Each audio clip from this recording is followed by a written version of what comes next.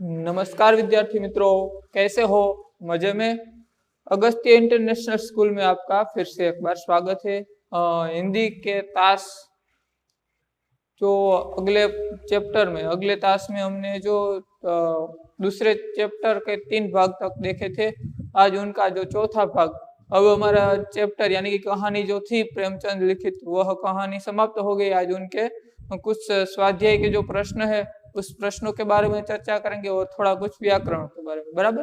तो बुद्धिका की यह कहानी बहुत ही रोचक और करुणाजनक थी।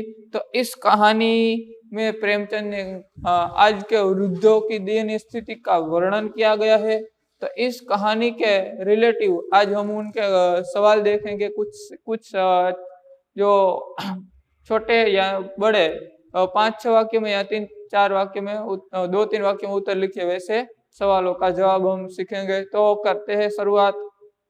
तो और एक बात ध्यान से सुनिए, यह सवाल जो अब आपको होमवर्क भी आता है, तो होमवर्क में आप बहुत ही अच्छे सुवाच्य अक्षरों में आप अपना होमवर्क कीजिए, और होमवर्क भी इसमें से ही आते होंगे, इन सवालों में ही उनका उत्तर हो सकता है। तो आप अच्छी तरह से यह वीडियो ध्यान से देखिए, बराबर, और अच्छा लगे तो लाइक भी कीजिए।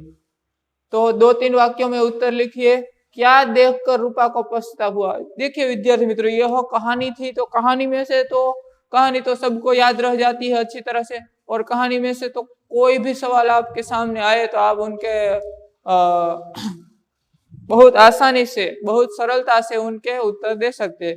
तो यहाँ पर भी ऐसा ही कुछ सवाल है कि क्या देखकर रूपा को पश्चाताप हुआ। तो हमें पता ही है कि बड़े सवाल होते हैं 5-6 वाक्यों में, 4-5 वाक्यों में, तो पहले क्या करना चाहिए?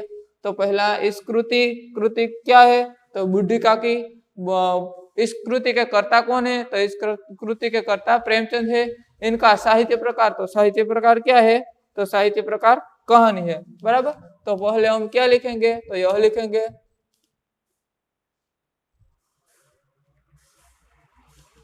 कृति कर्ता और साप्र,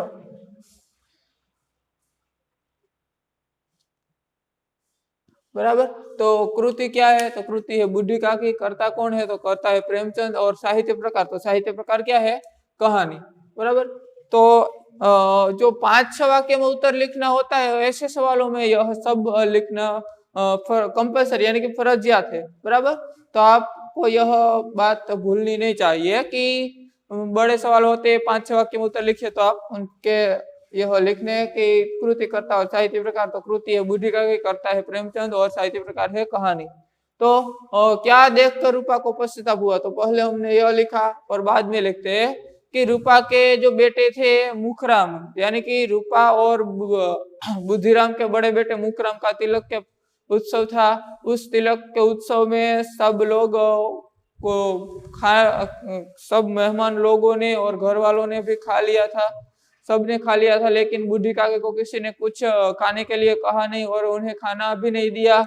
तो इस अवसर पर बुद्धिका बहुत ही दुखी है। तो बुद्धिका को किसी ने खाना नहीं दिया। पूड़ियाँ, कचौरियाँ, सब्जी, इनकी सुगंध चारों ओर, इनकी खुशबू फैली हुई थी।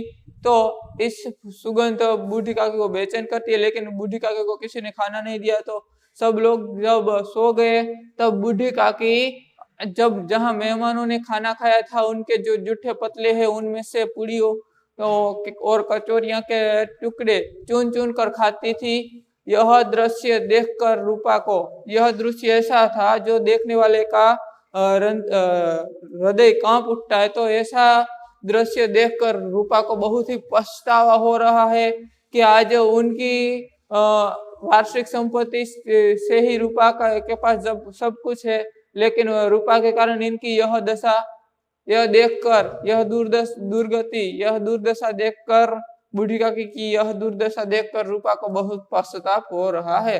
कि क्या देखकर रूपा को पश्चाताप हुआ है? तो रूपा के बड़े लड़के मुखराम का तिलक था, मेहमान लोग आए थे, सब लोगों ने खाना खाया। तो खाने में क्या था? तो खाने में पूरियां, कचौरियां और मसालेदार सब्जियां थी। मसाले और घी की सुगंध चारों ओर फैली हुई थी। यह लेकिन सबने खा लिया था, लेकिन बूढ़ी काकी को किसी ने नहीं दिया। तब जब सब लोग खा पी कर चले गए, तब बूढ़ी काकी ने जहाँ मेहमानों ने खाना खाया था वहां जाकर उनके जूठे पतलों से उनके पूरियों के टुकड़े चुन चुन कर खाने लगी। यह ऐसा दृश्य है जो देखने वाले का हृदय कांप उठता है। तो ऐसे दृश्य को देखकर रूपा को बहुत ही पश्चाताप हो रहा है। उन्हें लगता है कि आज सृष्टि में कुछ अनर्थ होने वाला है। ऐसा सोचकर वह भी भयभीत हो जाती है। तो यह देखकर उन्हें पश्चाताप होता है। क्या देखकर पश्चाताप होता है? तो फिर से एक बार व्यवस्थित हम देखते हैं कि क्या देखकर रूपा को पश्चाताप हुआ। कृति बूढ़ी काकी करता प्रेमचंद साहित्य प्रकार कहानी। तो रूपा के बड़े लड़के मुखराम का तिलक था। इस उत्सव में तरह तरह की मिठाइयां, तरह तरह की भोजन बनाया गया था। कचौरियां, पूरियां बनाई गई थी, मसालेदार सब्जियां बनाई गई थी। सब ने यह खाना खाया और खा पीकर सब सो गए। सब मेहमान चले गए, तब रूपा भी सो गई। और रूपा की आंख जब खुली तब उन्हें पता चला कि उनकी लाडली उनके पास नहीं है। तो वह उन्हें बहुत ही आश्चर्य हुआ और कहीं इधर उधर देखने लगी, कहीं चारपाई से गिर तो नहीं गई, ऐसा सोचकर वह इधर उधर देखने लगी, लेकिन कहीं नहीं मिलती थी। और उनकी नजर एक कोने में गई तो वहां पर लाडली खड़ी चुपचाप खड़ी थी।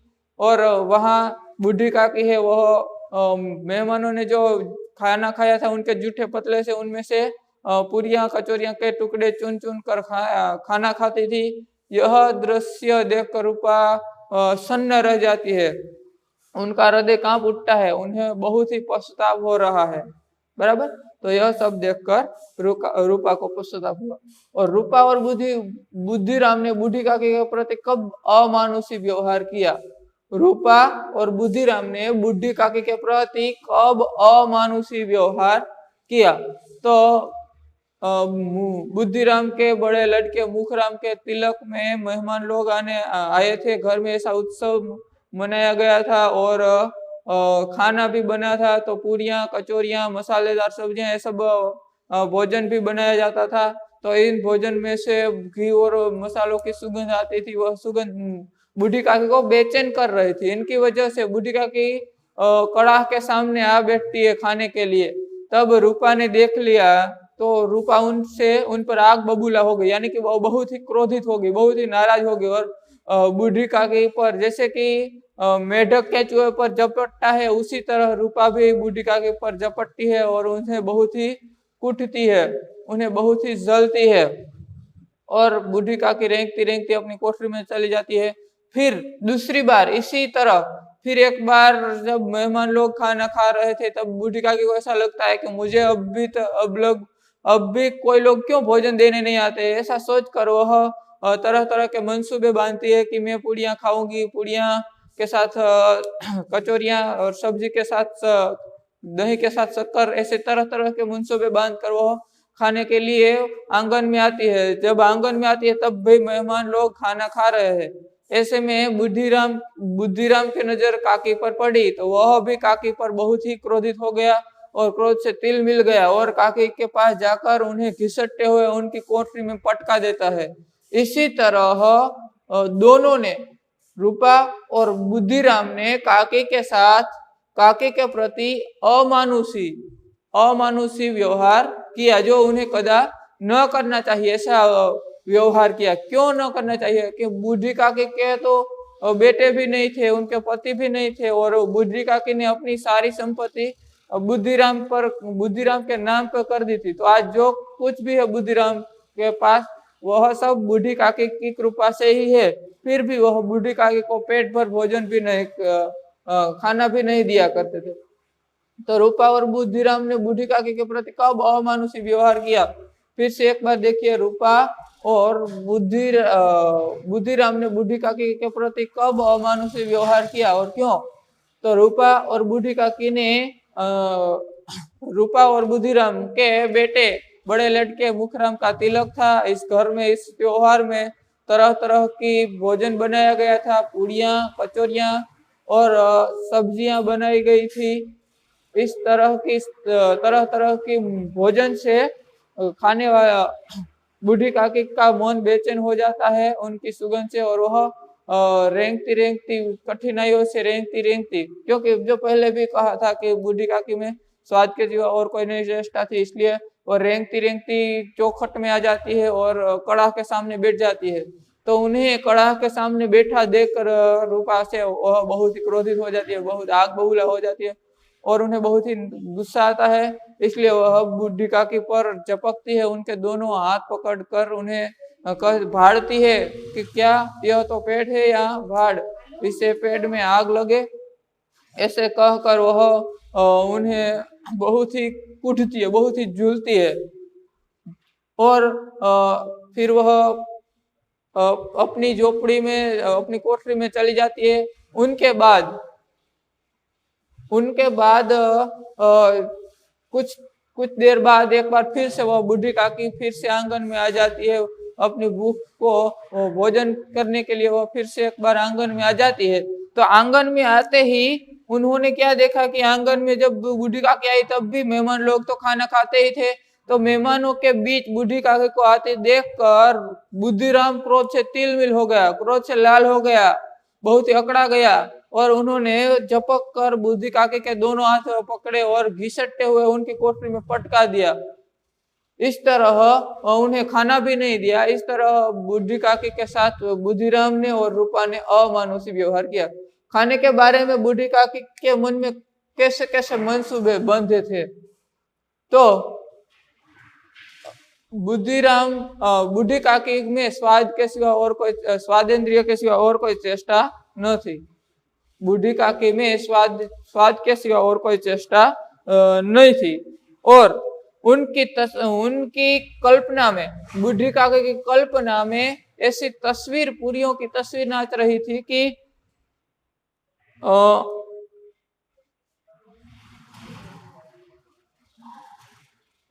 खाने के बारे में बूढ़ी काकी ने कैसे कैसे मंसूबे बांधे। तो बूढ़ी काकी की कल्पना में पूरियों की तस्वीर नाच रही थी। वो पूरियां कैसी थी, तो लाल लाल नरम नरम फूली फूली पूरियां थी, ऐसी तस्वीर नाच रही थी। वह सोचती थी कि शायद मुझे एक मिल जाए तो मैं देखती कैसी हो। इस तरह की वह खाने के बारे में उनकी कल्पना करती है और वह सोचती है कि मुझे खाना मिले तो मैं मांग मांग कर खाऊंगी।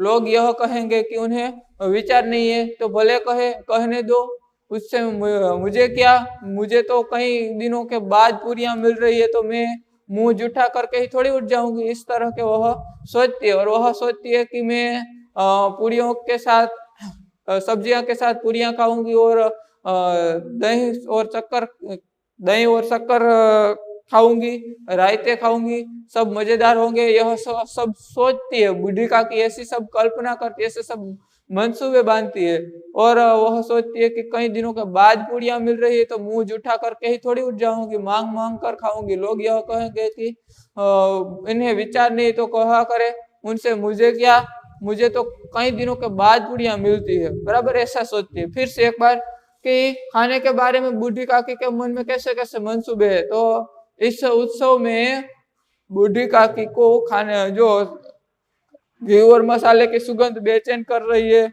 उनकी कल्पना में पूड़ियों की तस्वीर नाच रही है। वो पूड़ियां कैसी है, तो वह पूड़ियां फूली फूली नरम नरम लाल लाल है।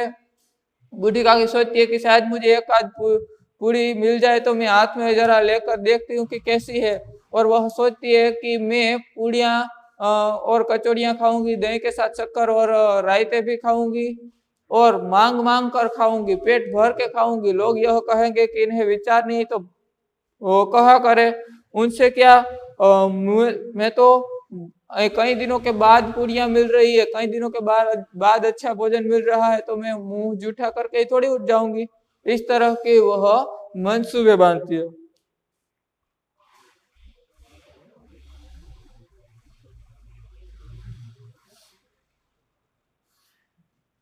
बुढ़ापा तृष्ण रोग का अंतिम समय होता है, ऐसा लेखक ने क्यों कहा? बुढ़ापा तृष्ण रोगों का अंतिम समय है, ऐसा क्यों कहा? यह भी आपको अच्छी तरह से याद रखना है कि जीवन में मनुष्य की तरह तरह की कामनाएं होती है। जीवन में मनुष्य की तरह तरह की कामनाएं होती है। बचपन, किशोरावस्था, युवावस्था और प्रौढ़ावस्था, जीवन में मनुष्य की तरह तरह की कामनाएं होती है। बचपन, किशोरावस्था, युवावस्था और प्रौढ़ावस्था में मनुष्य की जो भी कुछ कामनाएं पूर्ण करने में उतनी जल्दी नहीं होती जितनी वृद्धावस्था में होती है। तो वृद्धावस्था में मनुष्य को अपनी जो कार्य अधूरे है वह पूर्ण करने में की बहुत ही जल्दी होती है, क्योंकि उनके पास अब गिने चुने ही वर्ष बीते हुए हैं। उनके जीवन के गिने चुने वर्ष में वह अपने कार्य करना चाहते हैं, इसलिए उन्हें बहुत ही जल्दी होती है। उनमें भी बच्चों की तरह के ही ख्याल आते हैं।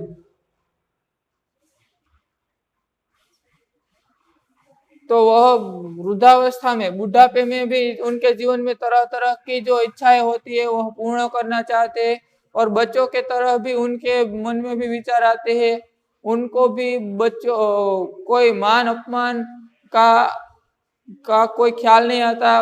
वह भी बच्चों की तरह भी अपनी इच्छाएं प्रकट करते हैं। इसी तरह बुढ़ापे को तृष्ण रोगों का अंतिम समय कहा है। फिर से एक बार लेखक ने कहा कि मनुष्य की तरह तरह की कामनाएं होती है।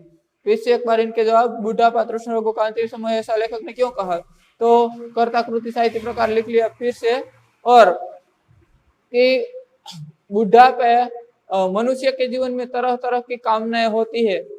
बचपन, किशोरावस्था, युवावस्था और प्रौढ़ावस्था में उतनी जल्दी अपनी इच्छाओं को पूर्ति करने, अपनी कामनाओं की पूर्ति करने में उतनी जल्दी नहीं होती जितनी जल्दी उन्हें वृद्धावस्था में पूर्ति करने की होती है।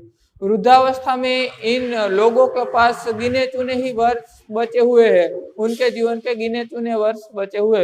इन कुछ ही वर्षों में वह अपने जीवन की कामना पूर्ण करना चाहती है।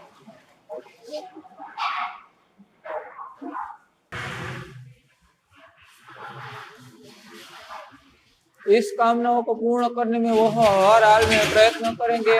उन्हें भले बुरे का भी भान नहीं रहता, तो वह उन्हें मान अपमान या भले बुरे का कोई ख्याल नहीं रहता। इस तरह बुढ़ापे को तृष्ण रोगों का अंतिम समय कहा गया है। अब बूढ़ी काकी कब रोती थी? बूढ़ी काकी कब रोती थी? तो बूढ़ी काकी में स्वाद के सिवा और कोई चेष्टा न थी। देखिए, यह 2-3 वाक्य में उत्तर लिखिए। बूढ़ी काकी कब रोती थी? तो बूढ़ी काकी में स्वाद के सिवा और कोई चेष्टा न थी। आपको पता है 4 बात की गई थी इस सवाल में। बूढ़ी काकी का रोने की 4 वजह बताई गई थी। क्या वजह हो? तो बूढ़ी काकी ने स्वाद के सिवा और कोई चेष्टा,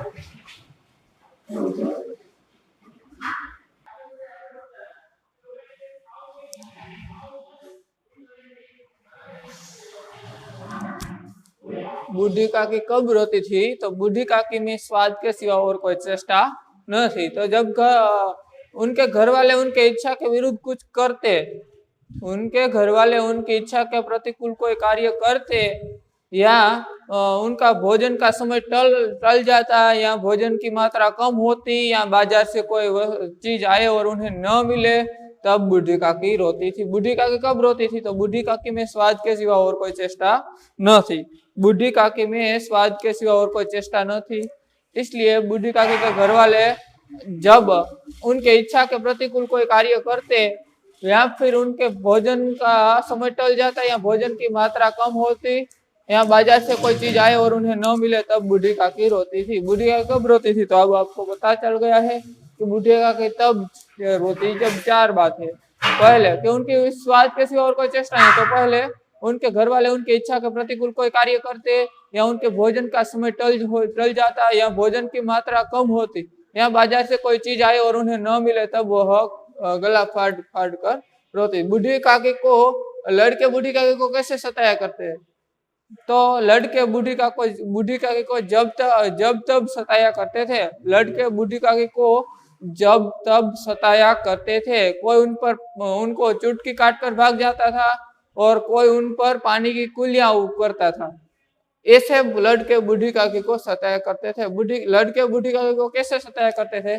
तो लड़के बूढ़ी काकी को जब तब सताया करते थे। कोई उन पर पानी की कुलियां करता था तो कोई उनको चुटकी काट कर भागता था। इस तरह लड़के बूढ़ी काकी को सताया करते थे। बूढ़ी काकी की कल्पना में कैसी पुड़ियों की तस्वीर नाचने लगती। तो बूढ़ी काकी में की कल्पना में कैसी पुड़ियों की तस्वीर नाचने लगती। तो बूढ़ी काकी को पुड़िया और मसाले की सुगंध बूढ़ी काकी को पुड़िया और मसालों की सुगंध बेचैन कर रही थी। बूढ़ी काकी को पुड़िया और मसाले की सुगंध बेचैन कर रही थी। उनकी कल्पना में लाल लाल नरम नरम फूली फूली पुड़िया की तस्वीर नाच रही थी। बूढ़ी काकी को पुड़िया और मसाले की सुगंध बेचैन कर रही थी। उनकी कल्पना में लाल लाल नरम नरम और फूली फूली पुड़ियों की तस्वीर नाच रही थी। बुद्धिराम ने बूढ़ी काकी की संपत्ति कैसे हथिया ली। तो बुद्धिराम ने बूढ़ी काकी की संपत्तियां कैसे हथिया ली। तो बूढ़ी काकी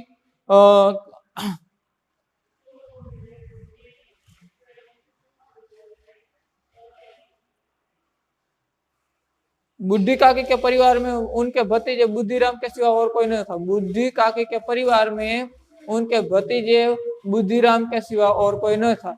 और बूढ़ी काकी को लंबे चौड़े वादे किए और तरह तरह के शब्द बाग दिखाए। इस तरह बूढ़ी काकी की सारी संपत्तियां उन्होंने अपने हाथ कर ली, यानी कि हथिया ली।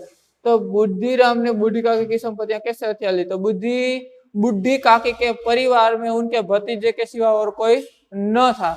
तो बुद्धिराम ने बूढ़ी काकी को लंबे चौड़े तरह तरह के वादे किए, तरह तरह के सपने दिखाए और लंबे चौड़े वादे किए और तरह तरह के सब्ज बाग दिखाए। ऐसे कर बूढ़ी काकी से उन्होंने अपनी सारी संपत्तियां हथिया ली और बूढ़ी काकी भी उनकी जांच में आ गई। बराबर। तो बुद्धिराम ने बूढ़ी काकी की संपत्तियां कैसे हथिया ली। तो बूढ़ी काकी के परिवार में उनके भतीजे के सिवा और कोई न था। और बुद्धिराम ने काकी को तरह तरह के सपने दिखाए, लंबे चौड़े वादे किए और अलग अलग तरह तरह के सब्ज बाग दिखाए। इस तरह बूढ़ी काकी उनकी जांच में आ गई और ऐसे बुद्धिराम ने बूढ़ी काकी की सारी संपत्तियां हथिया ली। थाली में भोजन रखकर बूढ़ी काकी को खिलाते समय रूपा ने क्या कहा। थाली में भोजन सजाकर बूढ़ी काकी को खिलाते समय रूपा ने क्या किया। तो जब बूढ़ी काकी पतलों में से पूरियों के टुकड़े चुन चुन कर खा रही थी। जब बूढ़ी काकी मेहमानों के जूठे पतलों में से पूरियां के टुकड़े चुन चुन कर खा रही थी, तब बूढ़ी रूपा को यह देखकर बहुत ही पश्चाताप हुआ और उन्होंने भगवान से प्रार्थना की कि भगवान मुझे माफ कर दो। और वह थाली में भोजन सजाकर बूढ़ी काकी के पास लाई और उन्हें कहा कि काकी उठो, भोजन कर लो, मैं आपके लिए भोजन लाई हूँ। काकी आज मुझसे बहुत ही बड़ी गलती हो गई, मुझसे बहुत बड़ी भूल हो गई, तो आप इस क्षमा कीजिए और ईश्वर से भी प्रार्थना कीजिए कि वह मुझे क्षमा करे। तो थाली में भोजन सजाकर बूढ़ी काकी को खिलाते समय रूपा ने क्या किया। तो बूढ़ी काकी मेहमानों के जूठे पतलों में से पूरियों के टुकड़े चुन चुन कर खा रही थी। ऐसे दृश्य देखकर रूपा को बहुत ही ग्लानि हुई, बहुत ही पश्चाताप हुआ और उन्होंने जल्द ही थाली में भोजन सजाकर बूढ़ी काकी के पास ले गए और उन्होंने कहा काकी से कि काकी उठो, भोजन कर लो, मैं आपके लिए भोजन लाई हूँ और मुझे माफ कर दीजिए, मुझसे आज बहुत ही बड़ी भूल हो गई और आप ईश्वर से भी प्रार्थना करें कि मुझे माफ कर दीजिए। ऐसी रूपा ने बूढ़ी काकी को ऐसा कहा। अब संधि विग्रह का अर्थ होता है कि एक शब्द के दो भाग किया जाए। जैसे कि रक्षागार, तो रक्षा वत्ता आगार,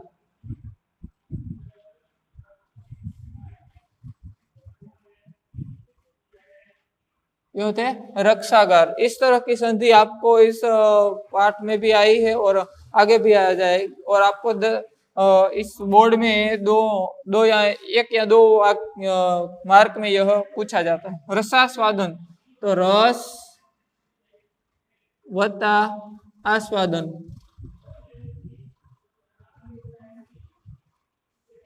रसास्वादन तो रस वत्ता आस्वादन। स्वार्थानुकूलता तो स्वार्थ वत्ता अनुकूलता।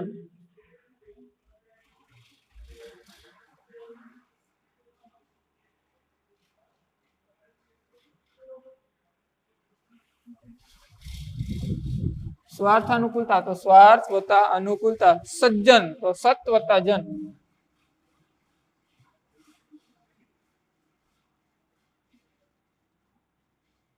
सत वत्ता जन तो सज्जन।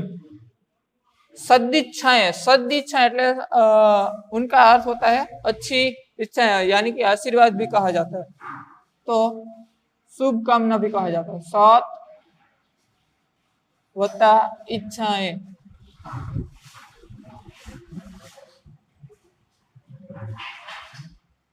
सदिच्छाएं तो सत वत्ता इच्छाएं। परमात्मा बहुत ही सरल, परम वत्ता आत्मा।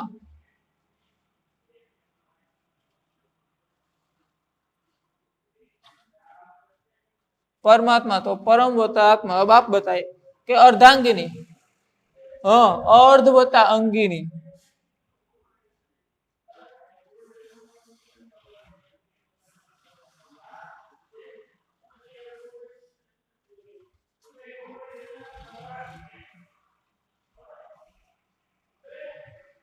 अर्धांगिनी तो अर्ध वत्ता अंगिनी। परमानंद बहुत ही सरल, परमात्मा जैसा ही, तो परम वत्ता आनंद।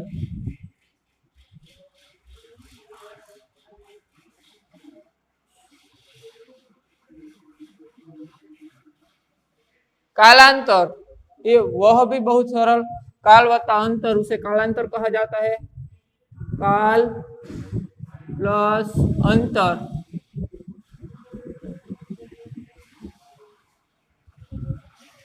तो उसे कालांतर कहा जाता है। काल प्लस अंतर, उसे कालांतर कहा जाता है। सम्मुख तो सम प्लस मुख।